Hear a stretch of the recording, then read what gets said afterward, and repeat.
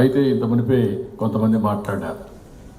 ఎవరికైనా సరే ఒక మంచి చేయాలి, ఫ్యూచర్ని విజువలైజ్ చేయాలంటే ఆ టేస్ట్ ఉండాలి, దాని మీద అవగాహన ఉండాలి. టూరిజం మీద అవగాహన లేకుండా గడిచిన ప్రభుత్వం మొత్తం ఒక్క పైసా ఖర్చు పెట్టలేదు, టూరిజాన్ని ప్రమోట్ చేయలేదు. ఈవెన్ టెంపుల్స్ యొక్క పవిత్రతను కూడా దెబ్బతీసే పరిస్థితికి వచ్చారు. కానీ ఒకే ఒక పని చేశారు. ఆ పని నెగిటివ్గా మీరు చూస్తే 451 కోట్ల రూపాయలు ఖర్చు పెట్టి ఉండే బిల్డింగ్స్ అన్ని కొట్టేసి రిషికొండలో ప్యాలెస్ కట్టారు. ఏమనాలి నాకైతే అర్థం కాదు. ఆ 450 కోట్లు టూరిజం పైన ఖర్చు పెట్టుంటే కొన్ని లక్షల మందికి ఉద్యోగాలు వచ్చేటివి. ఇది అవగాహన లేని రాజకీయం అని చెప్పి కూడా నేను మీకు తెలియజేస్తున్నా. అదే సమయంలో ఈరోజు లైట్ అండ్ సౌండ్ షో వంటి ఆస్తులను కూడా విధ్వంసం చేసే పరిస్థితికి వచ్చారు. ఇప్పుడు చంద్రగిరి పోర్ట్ ఉంది. ఎప్పుడో నేను సమైక్య ఆంధ్రప్రదేశ్లోనే అక్కడ లైట్ అండ్ సౌండ్ షో తీసుకొచ్చాం, బ్యూటిఫుల్గా తీసుకొచ్చాం. ఇక్కడ ప్రకాశం బ్యారేజ్ ఉంది, అప్పట్లోనే లైటింగ్, బ్యూటిఫుల్ లైటింగ్ పెట్టాం. ఒక ప్రాజెక్ట్ కానీ ఒక ప్లేస్ కానీ ప్రాపర్ ఇల్యూమినేషన్ చేసి లేటెస్ట్ టెక్నాలజీ కూడా యాడ్ చేసి దాన్ని కానీ విశిష్టత చెప్పగలిగితే బ్రహ్మాండమైనటువంటి ఇంపాక్ట్ వస్తుంది. అలాంటి చేయడంలో ఇంకొక మాట కూడా చెప్తున్నా, ఇక్కడే మనందరం కూడా ఈ యొక్క టూరిజానికి టెక్నాలజీ కూడా యాడ్ చేస్తే అట్రాక్షన్ యాడ్ అవుతుంది. ఇది కూడా మనం చేయాలి. ప్రతి ఒక్క దాంట్లో మన యొక్క టెక్నాలజీ కూడా ఉపయోగించుకోవాల్సిన అవసరం ఉంది. అందుకే ఈరోజు డిపార్ట్మెంట్కి ఒకటే చెప్పాను, మన దగ్గర ఉన్నన్ని వంటలు నేను ముందే చెప్పాను. ఎన్టీ రామారావు గారు ఎప్పుడు చెప్పేవాళ్ళు, ఆయన సినిమా యాక్టర్గా ఉన్నప్పుడు, చాలా పాపులర్గా ఉన్నప్పుడు, ఆ రోజు వెస్ట్ గోదావరి జిల్లాకి వెళ్తే ఆ రోజు ఆయన హోస్ట్ కింద ఒక ఆయన ఉండి 150 వెరైటీస్తో వంటలు చేసి భోజనం పెట్టాడు ఆ రోజుట్లో. ఈరోజు మీ హోటల్స్ అన్నీ గుర్తుపెట్టుకోవాల్సిన అవసరం ఉంది. ఈరోజు మనకు కావాల్సిన culinary, this is the biggest industry. ప్రపంచంలో ఏ దేశానికి లేనటువంటి వంటకాలు మనకున్నాయి. రాయలసీమకు పోతే డిఫరెంట్ కల్నరీ, కోస్టల్ ఆంధ్రప్రదేశ్కి వస్తే డిఫరెంట్ కల్నరీ, నార్త్కి పోతే వేరే, సౌత్కి వస్తే వేరే. సౌత్లో మన దగ్గర వేరే, తమిళనాడు వేరే, పక్కన కర్ణాటక వేరే. ఎన్ని రకాలైన కల్నరీ ఉండే ఏకైక దేశం భారతదేశం అని చెప్పి కూడా నేను మీకు తెలియజేస్తున్నా. ఒకప్పుడు నేను అనుకునేవాడిని, ఇన్ని లాంగ్వేజెస్ ఉన్నాయి, మనం ఎట్లా డెవలప్ అవుతామని. రెండోది, ఇన్ని భాషలు కాకుండా ఇన్ని వంటలు చేస్తాం, ఏ విధంగా దీనికి ఇది అవుతుందని. మనం ఇండ్లు కట్టేది కూడా రకరకాలుగా కడతాం, స్టాండర్డైజేషన్ లేదు, దీనివల్ల ప్రోగ్రెస్ ఆగిపోతుంది అనుకునేవాడిని.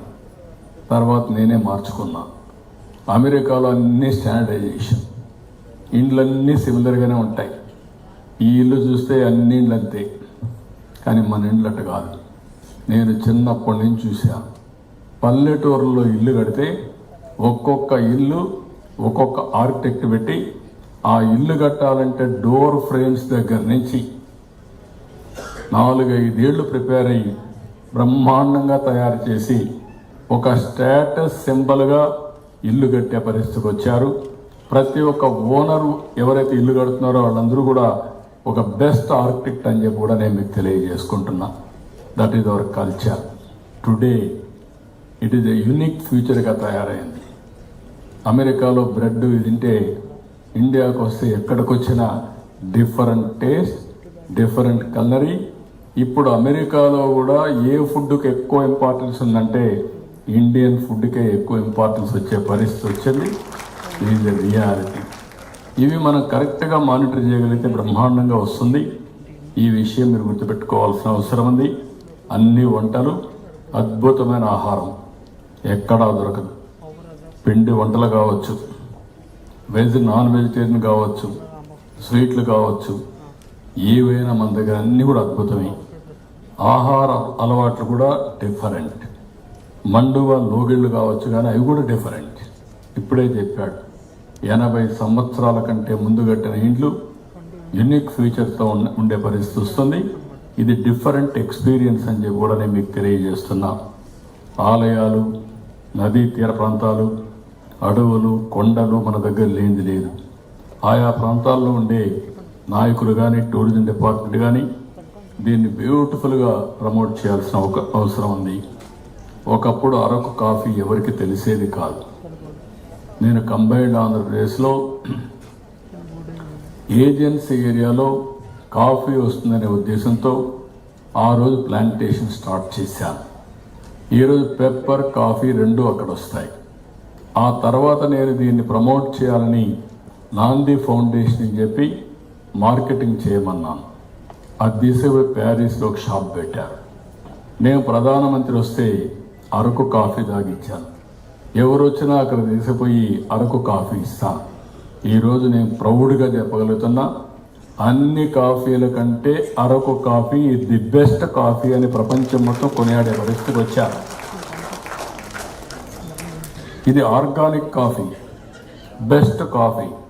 కానీ మార్కెట్ చేయకపోతే బెస్ట్ ప్రోడక్ట్ కూడా రికగ్నిషన్ రాదు, బ్రాండ్ రాదు. స్టార్ బక్స్ ఏముంది, మామూలు కాఫీయే, కానీ ఆ స్టార్ బక్స్ బ్రాండ్ ప్రమోట్ చేసి ప్రపంచంలో one of the best brand కింద తయారయ్యే పరిస్థితి వచ్చింది.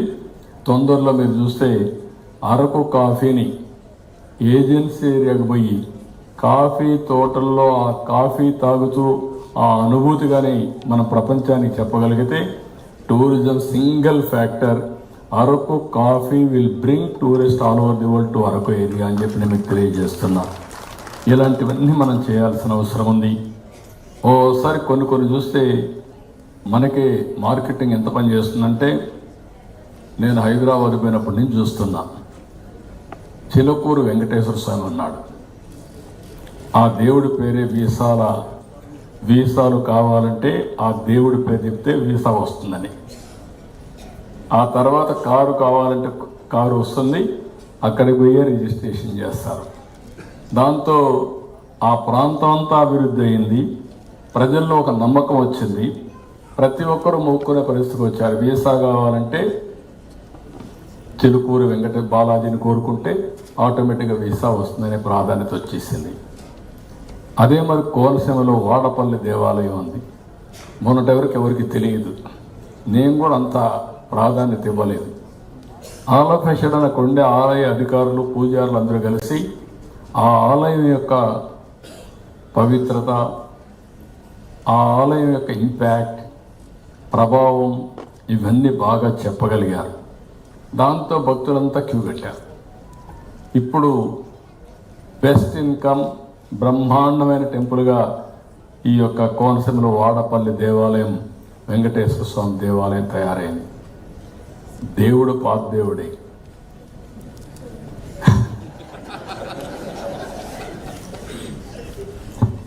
అయితే ఆ దేవుడి ప్రతిభ, అందుకే దేవుడి కంటే పూజారి గొప్పడంటాం. పూజారి ప్రమోట్ చేస్తారు.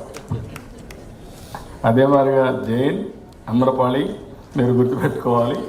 మీరు ప్రమోట్ చేస్తే Andhra Pradesh is the best destination for tourism.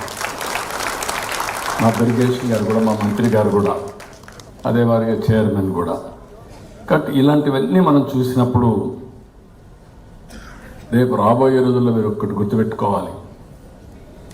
ఏదైనా ఆరోగ్యం అంటే అందరూ ఏం మాట్లాడుతున్నాం అంటే ఇమ్మీడియట్గా కావాల్సింది హాస్పిటల్స్ కట్టాలనుకున్నాం. టెక్నాలజీ ఏజ్లో ఉన్నాం. సెల్ ఫోన్ లేకపోతే ఉండలేకపోతున్నాం. స్ట్రెస్ విపరీతంగా వస్తుంది. భవిష్యత్తులో చాలామంది మెంటల్ ఇల్నెస్ పెరుగుతుంది. ఈ విషయం మీరు గుర్తుపెట్టుకోవాలి. ఈరోజు రాసి పెట్టుకోండి. దీనికి healing centres, not hospitals. Hospital వాళ్ళు ఇచ్చే ట్రీట్మెంట్, కెమికల్స్ ఇవన్నీ, ఫార్మాస్యూటికల్స్ ఇవన్నీ ఇస్తే టెంపరరీ రిలీఫ్ వస్తుంది, పర్మనెంట్ రిలీఫ్ రాదు, సైడ్ ఎఫెక్ట్స్ ఉంటాయి. ఓన్లీ హీలింగ్ సెంటర్స్, ప్రార్థనాలయాలు. అది టెంపుల్ కావచ్చు, చర్చ్ కావచ్చు, మసీదు కావచ్చు, ఇవే. రెండో హీలింగ్ సెంటర్ యూనిఫామ్గా అన్ని మతాలకి, అన్ని వర్గాలకి టూరిజం స్పాట్స్. అందుకే ఈరోజు మీరు ఒకసారి చూస్తే ప్రతి ఒక్కరూ 3 నెలలు కష్టపడితే వాళ్ళ శక్తి మేరకు 10 రోజులు లీవ్ చేసుకుంటున్నారు. నేరుగా ఇంటర్నేషనల్కి వెళ్ళిపోతున్నారు, రిలాక్స్ అవుతున్నారు, రీఛార్జ్ చేసుకుంటున్నారు. What all they want they are working again. తిరిగి వచ్చి బ్రహ్మాండంగా పనిచేసే పరిస్థితికి వస్తున్నారు.